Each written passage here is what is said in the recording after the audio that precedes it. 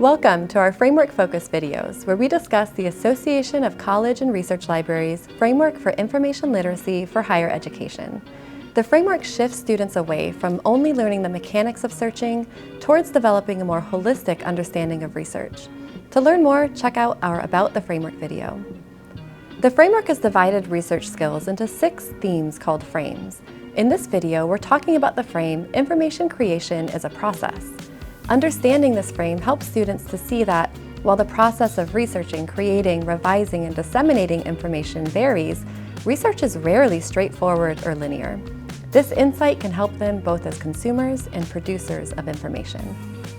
Information in any format conveys a message through an intentionally selected delivery method, and we can engage with information presented in a variety of formats every day.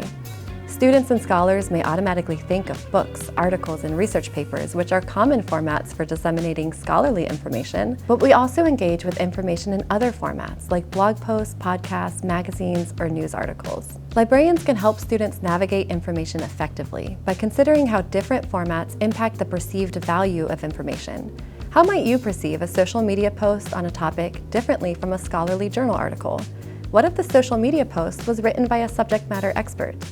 To further unpack how an information format impacts the way its message is received, we can think critically about the process of creating information, called the information cycle.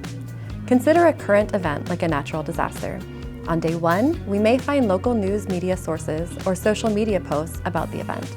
Over the next few days, we would expect to see more local news coverage in a variety of formats like TV, newspapers, and radio.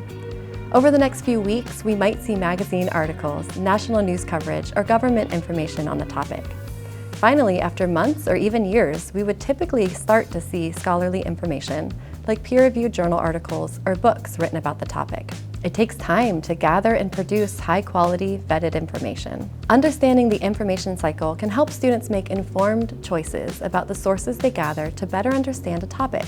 If they're studying a very recent event, there may not be scholarly information available, but they could make their own connections between the current event and the scholarly conversation, or seek out blog posts, social media posts, magazine articles that were written by acknowledged experts. Understanding the information cycle can also help students to recognize that it's okay if their own process of gathering, interpreting, using, and creating information feels a little messy or inefficient. The bottom line: research is a unique, iterative process, which is reflected in a person's work. We teach that information creation is a process and invite students to be intentional. We might ask, what is the goal of your research? If your goal is to inform a popular audience, you may choose a format like an infographic that distills the research to the most important concepts and delivers it in a visual format that's easy to digest and understand.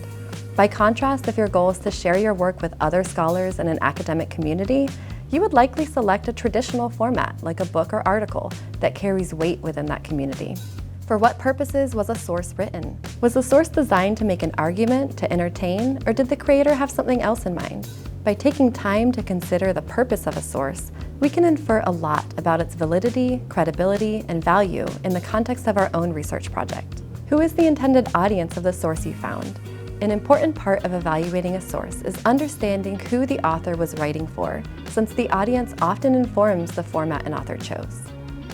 If this framework aligns with the work you're doing in your classroom, consider partnering with your liaison librarian. We are happy to work alongside you to develop students' information literacy skills. Thank you for listening.